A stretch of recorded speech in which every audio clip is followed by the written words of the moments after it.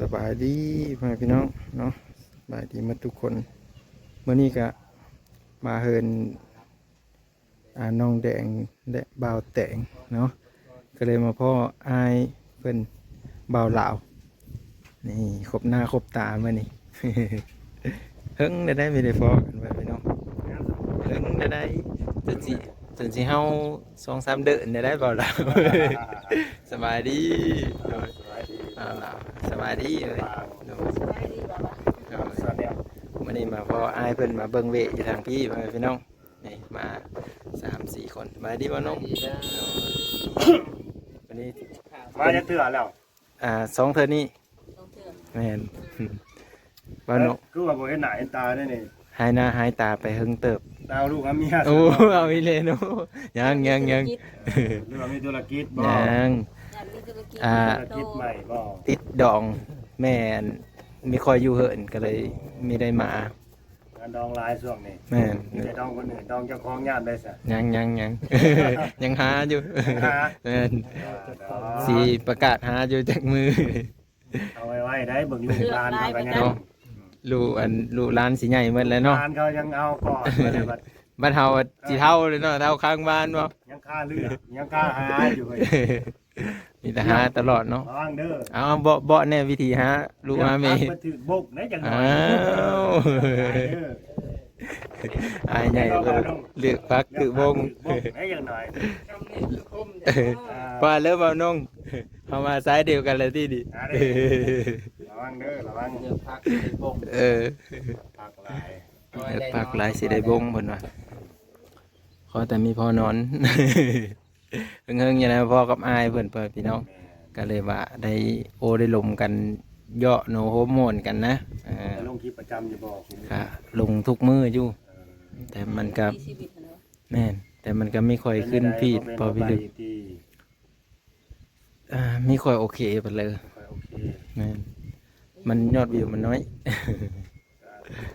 สูงไปบุกไปปืนไปโอ้ยขนาดเท่ากันยังปืนโบแห้งเลยนี่แม่นขนาดแห้งไกลเลยจ้าเนาะมาแต่คนก็เลยปืนอีหลายเรือมาคือกันแต่ละมื้อโดยอันนี้ก็ประสบความสำเร็จอยู่เฮากับนี่แหละอยู่เฮากับก็สำเร็จก็เลยได้โอกาสแน่พี่น้องโดยคือประดุเพื่อสิปืนไปให้ได้นะปืนไปให้ได้ปืนไปให้ฮอดฝั่ง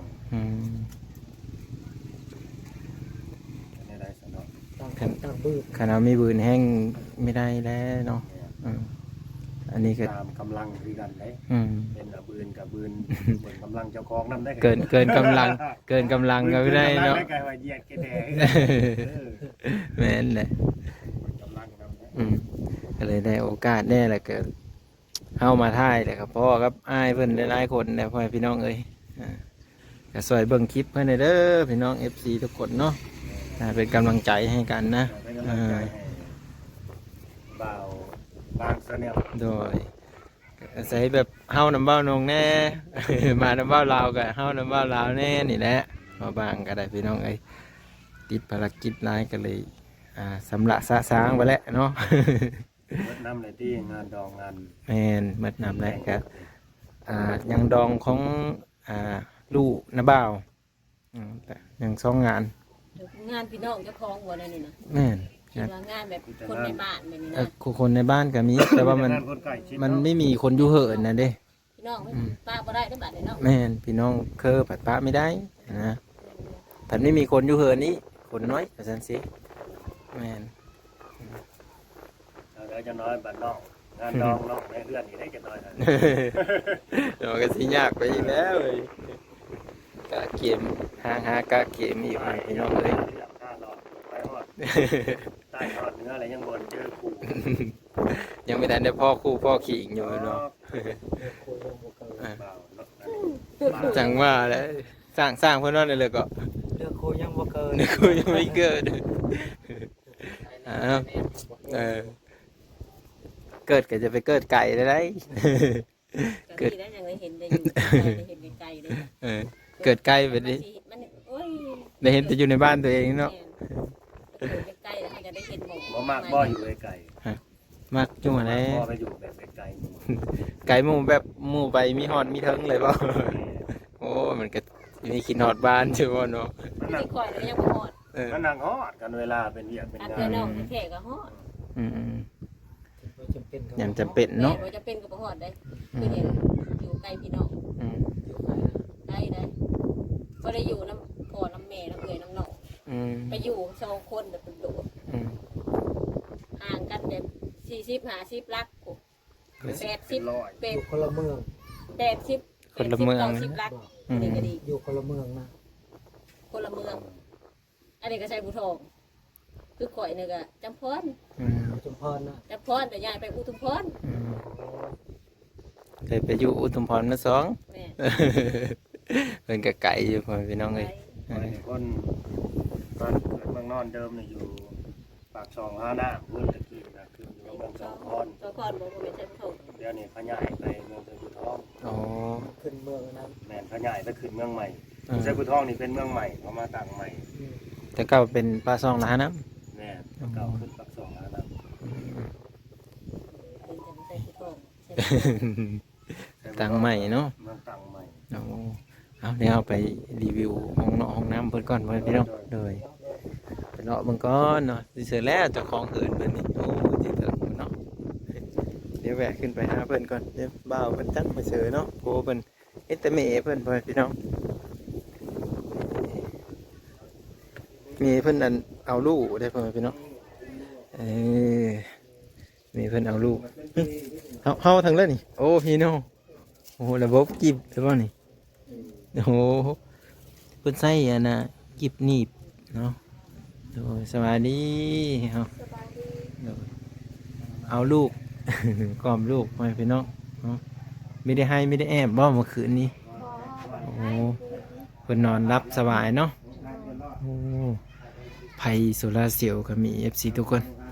หุงแจ้งสว่างเลยเนาะ USB นี่ดิ ผู้ทางถึงวิกันยิ้มเลยเนาะ ผู้เป็นนั่นปลาบ่เป็นผู้นั้นเป็นเอ้ยจ้ะเนาะ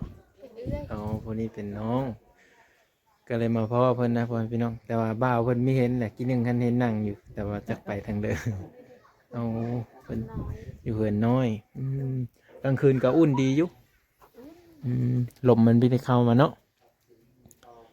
นี่แปลนกะเน้นหนาพ่อพี่น้องเน้นหนาดีเนาะสาวแต่งบ่าวแต่งเนาะเจ้าเลยซื้อนางแดงอันนั้นบ่าวแต่งพ่อพี่น้องมาเฮินเพิ่นอีเป็นครั้งที่2เนาะมื้อนี้โอกาสดีแล้วพ่ออายเพิ่นบ่าวลาวเพิ่นก็มาแต่เฮิงแล้วโอ้มาแต่เฮิงเติบแล้วพ่อพี่น้องมื้อนี้ดีใจเป็นโอกาสดีแฮงไม่พออายเพิ่นคิดอยู่ว่าโอ้สิได้พ่อเพิ่นอยู่บ่ ได้พ่อเพิ่นแต่อยู่เฮิน300ตั้งแต่ดนๆก่อนปั่นข้าว ก่อนเก็บเกี่ยวนะพ่อพี่น้องตกมาช่วงนี้ก็เลยว่าแล้วเว้ยก็เลยเฮามาพออายเพิ่นดีใจแฮงเนาะบ่บางก็ได้โอ้อันอายเพิ่นได้สุเฮานี่สุเฮาแม่นเลยมาเตือนซาพร มาเตือนได้พรพาเบ้านงไปสารภาพมาแล้ว เจ้าก็สิได้เอิ้นเพิ่นลุงนั่นเนาะมีแม่นอายนี่เนาะ สารภาพท่านพ่อพี่น้องเอ้ามานั่นจังถามเพิ่นเด้อกันอยู่หูข้าวดี วันนี้ก็เลยมาเว้าลิ้นนะเพิ่นนี้นะแต่ว่ากลางเว้นนี้จักฮ้อนเนี่ยจักหน่อยเนาะมันไกลไปพี่น้องกลางคืนนี่เย็นคักเลยเลย คือเต็มไว้เนาะ เต็มแล้ววะฮะ เต็มแล้วนะ มันแดดเนาะ มันแดดมันแดดมันติด เอาสิได้ทอดอีบ่นี่คำมันเต็ม ไม่ได้ทอด ป้าเลย ปะเอาไว้ เอาป้ากลางคืนนี่ความหุ่งมันไม่อยากให้เว้าเลยพี่น้อง ทอดแกงคนละ เอา หมักเองนั่น อันนี้ซากโทรศัพท์ได้เลยป่ะ ชาได้มันมีชา เอาซากโทรศัพท์ก็ได้สายหนึ่งขึ้นอันล่างขาเลยทุกคนนี่ห้องน้ำแบบสำเร็จแล้วห้องน้ำเนาะ โดยสำเร็จแล้ว เข้าไปเทาะน้ำเบิ่งแล้วบ่ โดย โอ้ บาลาวไปลองเบน ว่าเจ้าของเลยไปลองเบิ่งแล้ว เนี่ย โอ้ยังพี่น้อง เมื่อก่อนนะกาได้เฮาไปสูบเบิ่งน้ำสลอยอยู่เพิ่นว่าอันน้ำของอันนางแดงหันอ้อคักกว่าซั่น เออ อันนี้ลายเนาะ ลาย เขาดึงขึ้นน่ะโจดเลยพ่อแม่พี่น้อง มือเดียวขึ้นได้ เรื่องสังคมสิได้ยังวะ บันท้องอันสลอยน่ะพืชขนาดพืชเขาดึงขึ้นยังไม่ได้ขึ้นนะดึงขึ้นอยุ่แต่ว่าน้ำมันมีอ่อนะต้องได้ดึงสองเธอพ่อแม่พี่น้องเนาะดึงขึ้นสูบลงสิใช้กันยากอะ ใครเนี่ยเราก็แข็งแรงขึ้นแล้วเลยนี่นี่คือแต่เก่าเนาะแต่เก่าเพิ่นน่ะจ้อยเพิ่นพี่น้องเอ้ยเนาะ จอยบอก เดี๋ยวนี้เนี่ยโอ้ยเรากระตุ้ยหรือบ่เดี๋ยวนี้อุดมสมบูรณ์แล้วเรา วิตความทุกข์ความยากแหละ เกือบตายแล้วเนาะ แม่นปัดเฮงติ๊กเป็นพญาติไอ้เนาะ เป็นพยาน เราเป็นนี่เป็นตั้งแต่นั่นเลยบ่เกิดนะ บ่ได้ติเกิดอะฮะเป็นตอนเช้านี่ โอ้ เป็นตอนเช้านี่เป็นเลย โอ้แบบเอ้ยน้องแต่ละคนมีแต่เราเป็นผู้เดียว มีแต่มันผู้เดียวแล้ว อืม เป็นนะ แบบเรามีแข็งแรงแต่เก่าเนาะว่าแล้วก็ โอ้แต่เช้าตุ้ยได้บ่ได้จอย มันไม่ได้เป็นทะเล เออ อันนี้มันมาก็เป็นตอนเช้านี่ เออ แต่สมมติว่าเมื่อปลูกเพื่อนนี่ มันกลมมาค้ามอ่ะ นี่ปลูกมะขามนี่ เออ จากมือเพื่อนเลยอะเป็นเลย เออ เป็นตั้งแต่พอสูหั่น แต่ว่าแม่หันเสียตั้งแต่น้อยๆพุ่น แม่เสียตั้งแต่น้อย อ๋อไปพี่น้องไม่แม่นว่าสาวร้อยเป็นฮักก็เป็นมองเอาลูกเอาโพหรือว่าเป็นแต่เกิดไม่แม่นเด้ บ่แม่ เป็นมองเป็นเช้านี่ อ๋อ อ๋อ มันก็เป็นตอนเช้า แต่ว่าต้องได้ขลำเนาะ คล เบิ่งเราก็กินยาเป็นประจำเลยทุกคนเลย งูนี่กินไม่ได้ หมูนี่กินไม่ได้เลย ไม่ได้แล้วเป็นอันนั้นเป็นบามู โอ้เป็นบ้าหมูนี่กินหมูบ่ได้ พวกงัวพวกควายกินได้บ่ อันนี้ยังเราไม่ได้กินเลยอะไรอันนั้นงูหัน โอ้ ควายนี่กินได้ งัวเผางัวนี่ก็พิษอีเลยเนาะโอ้ไปพี่น้อง ไปกินดองอยู่บันกำลังวัดเคยว่ากินควายกับเฮาคางูกับควายทันได้ปนกัน ปนกัน บ่กิน เราก็ย่านพิษเนาะ ซอ จะ ย ขล ซอย50,000 เขาไม่ได้กินเพิ่นเลย ไม่ได้กินไปช่างเลยลูกกิน เออ ควายกิน แม่นแล้วเราก็ขลำแล้วเนาะถ้ามันเป็นมาแล้วโอ้เห็นเนี่ยทรมานเราขนาด ทรมาน แม่เรานี่มีหูซึกโตเลยเนาะไปพี่น้อง ใหญ่ยังคล อันนี้คือดูแล้วก็ใหญ่วิทย์แล้วก็ขายอยู่แล้วเนาะ ำ แล้วก็สิมีได้อุ้มไม่ได้นั่นแน่นะประมาณนี้ไปพี่น้องเอ้ยทางสาวคนนี้ก็อยู่เหินอยู่ศาลอยู่ไปพี่น้องนี่ก็ดีใจเนาะเห็นเป็นเฮ็ดเดินเฮ็ดศาลมีวันอยู่วันเสาร์อันนี้ก็ใกล้สีสำเร็จแล้วเนาะในสร้างเพิ่นโจ๊ะได้เหมือนนี่ โดย เพิ่นติดเวเนาะนี่ดิเพิ่นก็เฮ็ดห้องน้ำนี่ห้องน้ำเพิ่นก็คือสิสำเร็จแล้วแหละทุกคน วันนี้ไม่ได้มาดูแล้ว ปัดมือวันพฤหัสนี่ปัดในสร้างเพิ่นหยุดดิวันพฤหัสวันศุกร์วันเสาร์ดองลูกพ่อม่วงอ่ะเด้ก็ได้หยุดนี่แหละ วันประหัสก่อน วันศุกร์ วันศุกร์ วันเสาร์นี่วันเสาร์แล้วเป็นมือขออันนี้วันพุธเกดองอีก อยู่ในบ้านนี่นะ อยู่ในบ้าน ต่อกันไปเรื่อยๆเนาะ ดองยังเดือนวัน ใครผู้อยู่เคยก็ได้ไปซอยเว้ ได้เลย แม่นเลยผู้ละ10ผู้ละ20บ่ได้ฮะถ้าผู้อยู่เคยกันก็แม่นแหละ เดี๋ยวซอยลายก็ลายคือกัน ซอย นี่ดิไปพี่น้องเอ้าเดี๋ยวมาจำนี้เด้อ โดย ลายดี เดี๋ยวเราไปเลาะเบิ่งอยู่ทางลุ่มก่อนทุกคนนี่คักหลายทุกคนเลยแน่นหนาดีไม้แปลนไม้ยังสมบูรณ์เนาะสวยงามหลายวิดีโอหน้าเด้อพี่น้องเด้อจึงมาพอกันใหม่เนาะจึงอัปเดตให้เบิ่งใหม่